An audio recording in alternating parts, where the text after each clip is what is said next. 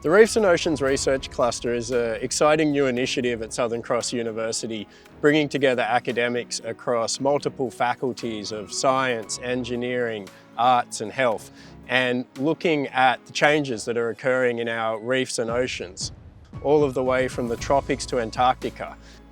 One of the really unique things about the cluster is that we're really focused on looking for solutions.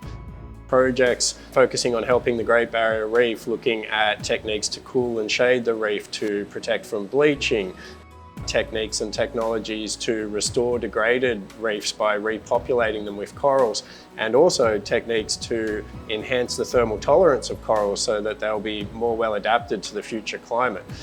We have projects looking at restoring oyster reefs, finding novel approaches for the sustainable management of fisheries. We have projects looking at the behaviour of marine mammals such as whales and dolphins in the open ocean and also in our reef ecosystems. Projects based on airborne sciences using drones and aircraft to conduct habitat mapping, through to using drones to carry sensors over the Great Barrier Reef to study the atmosphere and the role of the atmosphere in the coral bleaching events that we're seeing. We're very lucky to have the National Marine Science Centre here in Coffs Harbour, located right at the separation zone of the East Australian Current and in a global warming hotspot.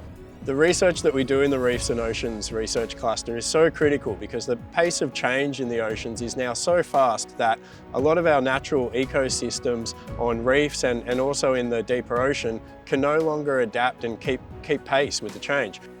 Oceans cover 70% of the planet, and we rely on the oceans for life itself. The oceans have absorbed 90% of the excess heat that we've generated through climate change, and they take up about 25% of our carbon emissions.